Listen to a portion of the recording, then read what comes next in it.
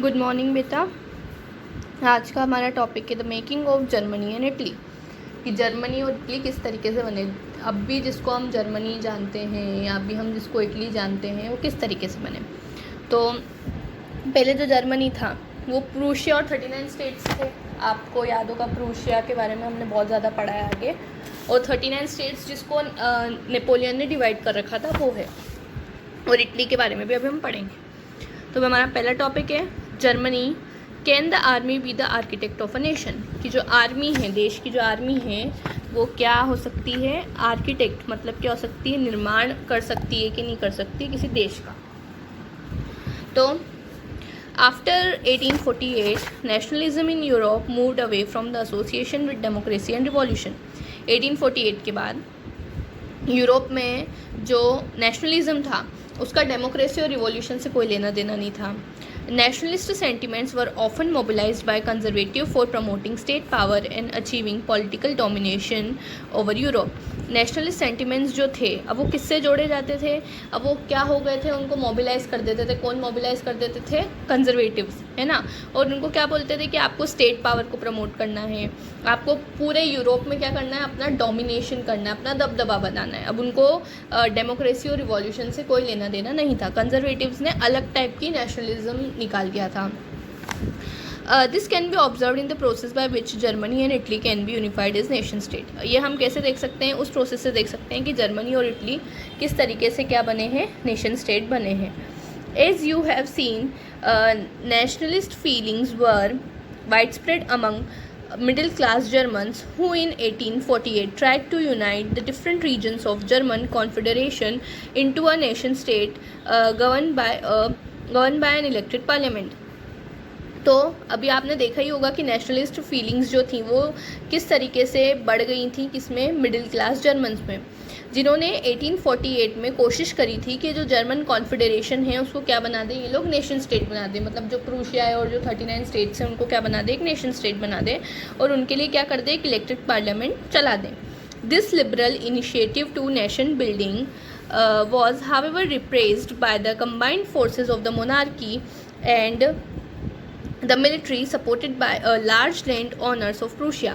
तो ये जो इनिशिएटिव था नेशन बिल्डिंग का, इसको कौन रोकने में लगा हुआ था? एक तो मोनार्की रोकने में लगी हुई थी, ठीक है, मिलिट्री रोकने में लगी हुई थी, और इनको कौन सपोर्ट कर रहे थे? लैंड ओनर सपोर्ट कर रहे थे, क्योंकि अगर डेमोक्रेसी आएगी तो लैंड ओनर्स भी अपनी अपनी मर्जी नहीं चला सकते हैं, और जो आपके मोनार्की है उनकी भी पावर क्या हो जाएगी, कम हो जाएगी। और इनको सबसे ज़्यादा साथ कौन दे रहा है? लैंड ओनर साथ दे रहे हैं। कहाँ के? प्रूशिया के। प्रूशिया जो है सबसे बड़ा क्या बोलेंगे, स्टेट था उस टाइम का। From then on Prussia took on the leadership of the movement for national unification.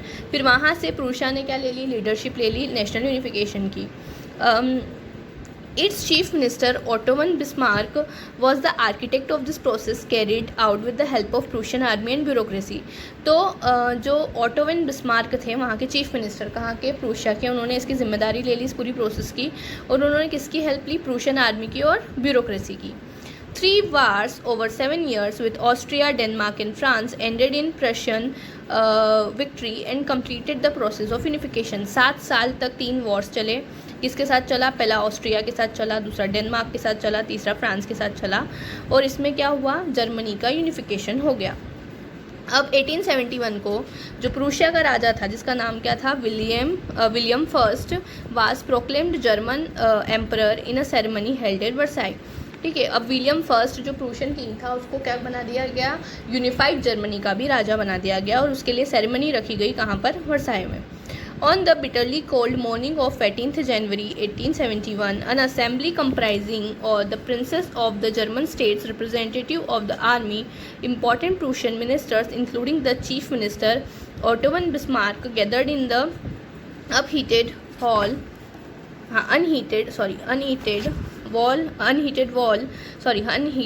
of mirrors in the place of Versailles, and proclaimed the new German Empire headed by Kaiser William I of Prussia। अब उसकी ceremony के बारे में दे रखा है, वो ceremony कब हुई, 18 जनवरी 1871 को हुई है, ठीक है। और वहाँ पर कौन कौन शामिल था, जर्मन स्टेट के प्रिंस शामिल थे, आर्मी के रिप्रेजेंटेटिव्स शामिल थे, प्रूशियन मिनिस्टर शामिल थे, जिसमें चीफ मिनिस्टर भी थे। कौन थे चीफ मिनिस्टर, प्रूशिया के ओटो वन बिस्मार्क, वो भी थे, है ना। वो कहाँ पर शामिल हुए, वर्साई में एक हॉल है मिरर्स का, वहाँ पर वर्साई के पैलेस में हॉल ऑफ मिरर है वहाँ पर। और वहाँ पर काइसर विलियम को क्या बना दिया गया, प्रूशिया का नया राजा बना दिया गया। The nation building process in Germany had demonstrated the dominance of Prussian state power. अब जो नेशन बिल्डिंग प्रोसेस थी जर्मनी में, इससे हमको क्या पता चल रहा है कि प्रूशिया कितना पावरफुल है, ठीक है, और उसकी कितनी ज़्यादा पावर है। The new state placed a strong emphasis on modernising the currency, banking, legal and judicial system in Germany. अब जो नया इन्होंने स्टेट बनाया है वो ज़्यादा जोर किस पे डाल रहा था कि हमको करेंसी को मॉडर्नाइज करना है, जो वहाँ की करेंसी थी उसकी, जो वहाँ की बैंकिंग सिस्टम है उसको मॉडर्नाइज करना है, लीगल जुडिशियल सिस्टम बनाना है जर्मनी में। तो जो प्रूशियन मेजर्स थे and practices often became a model for the rest of the Germany. तो क्या हुआ, अब इन्होंने सब कुछ उठाया कहाँ से, प्रूशिया से, कि प्रूशिया में जैसा चल रहा था, जैसे करेंसी वहाँ चल रही थी, जैसा मॉडल वहाँ पर चल रहा था, वैसा का वैसा हम यूनिफाइड जर्मनी में क्या करेंगे, चलाएंगे।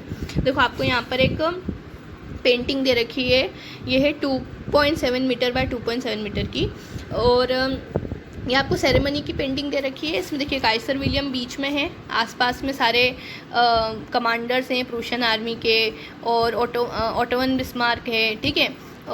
ये जो है ओटोमन बिस्मार्क को उनके 70th बर्थडे पे गिफ्ट की थी एक पेंटर ने, ठीक है। आपको देखना हो तो आप ध्यान से देख लीजिए एक बार। अब पीछे देखिए, ये आपको मैप दे रखा है। तो पहले ये हमारा क्या था, प्रूशिया था। देखो ये जो आपको पर्पल कलर में दे रखा है ना, पहले ये क्या था, हमारा प्रूशिया था।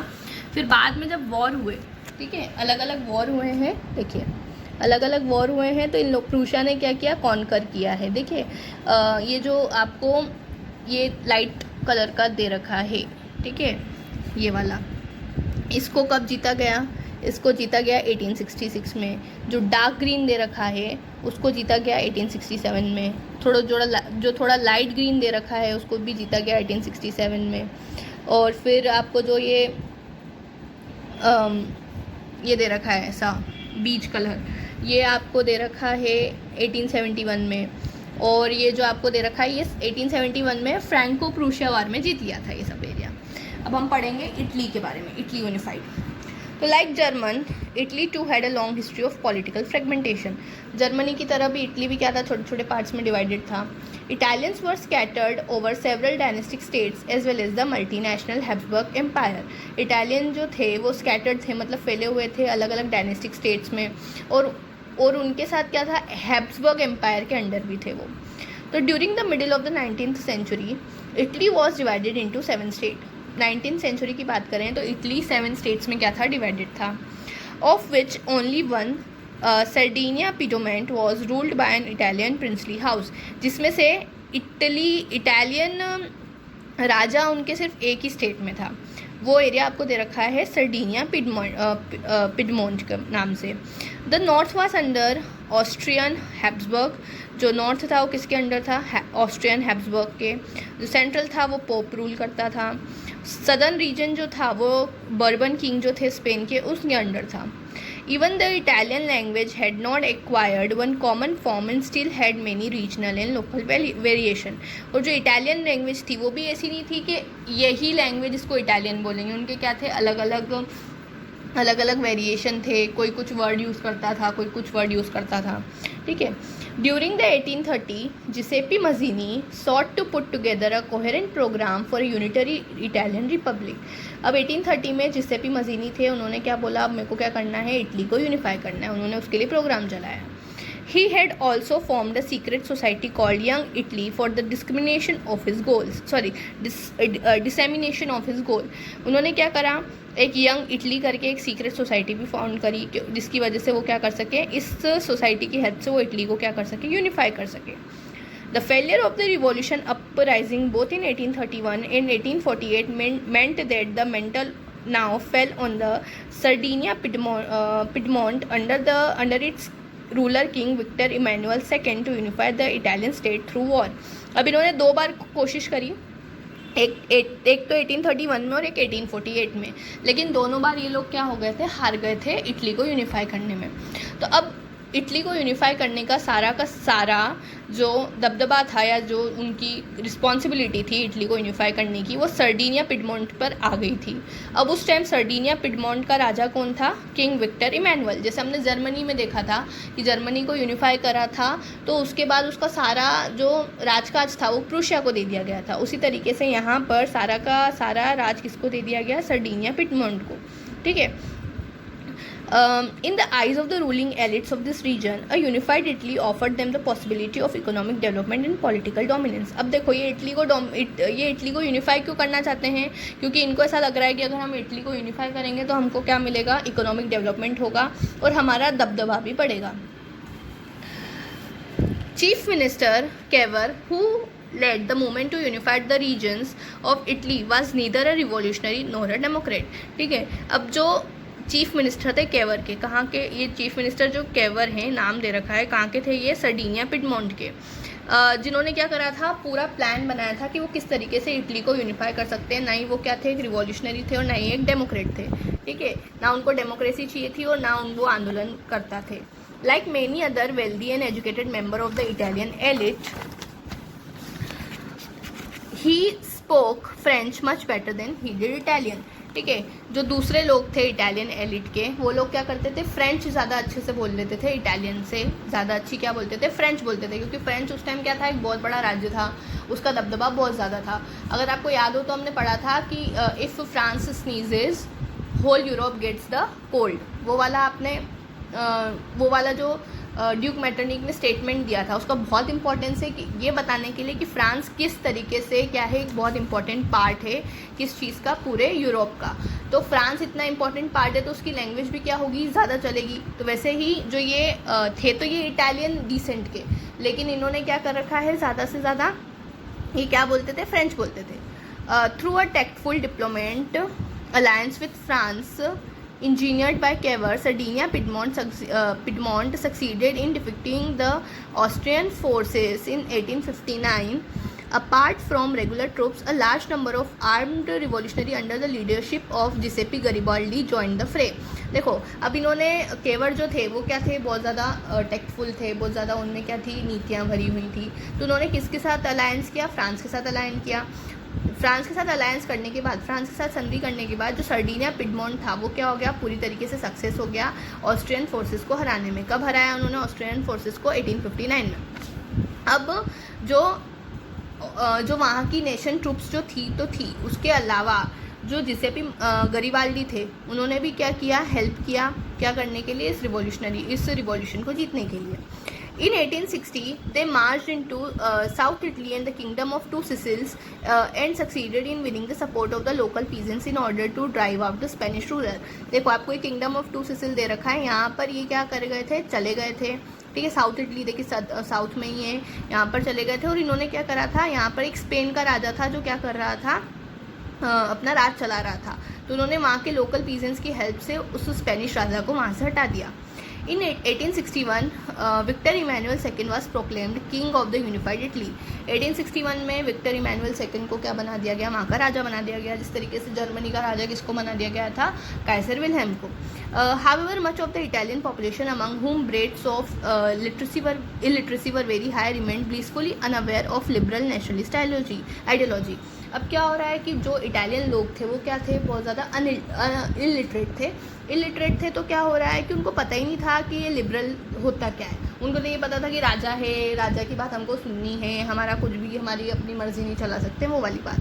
The peasant masses who had supported Garibaldi in southern Italy had never heard of Italia and believed that La Talia was Victor Emmanuel's wife. अब देखो जो पीजेंट्स थे जिन्होंने गरिबाल्डी को सपोर्ट किया था, उन्होंने इटालिया मतलब इटली है ना, इटालियन नाम है इटली का, इटालिया को ला तालिया भी क्या है, इटली का ही नाम है। जैसे अलग अलग डायलेक्ट होते हैं ना, तो हर जगह पे इटली को अलग अलग नाम से बोल रहे हैं, इटालिया नाम से बोल रहे हैं, ला तालिया नाम से बोल रहे हैं, दोनों इटली के नाम है। पर उनको पता ही नहीं है कि इटालिया और ला तालिया होता क्या है। उन लोगों का मानना है कि ये दोनों, या ला तालिया जो है वो विक्टर इमैनुअल की क्या है, वाइफ है। उनका ऐसे सोचना था, because they were very illiterate. ठीक है। अब देखिए यहाँ पर हमको दिख रहा है किंगडम ऑफ बोथ सिसिल्स, ये आ गया था किसके अंडर, जो यूनिफाइड जर्मनी की प्रोसेस में है उसमें आ गया था। अब इसके बाद देखिए पूरा यूनिफाइड हो गया था, यूनिफिकेशन के बाद इटली दे रखा है आपको। इसमें देखिए टस्कनी आ गया है, टस्कनी अभी बहुत इंपॉर्टेंट देश है, ठीक है, सॉरी बहुत इंपॉर्टेंट जगह है उसके वहाँ की। ये सेवियो सर्डिनिया जो पहले क्या था अलग स्टेट था वो उसमें आ गया, ठीक है। अब हम पढ़ेंगे the strange case of Britain next class में, ठीक है। ब्रिटेन कैसे यूनिफाइड हुआ हम ये भी पढ़ेंगे और नेक्स्ट क्लास में पढ़ेंगे। Thank you.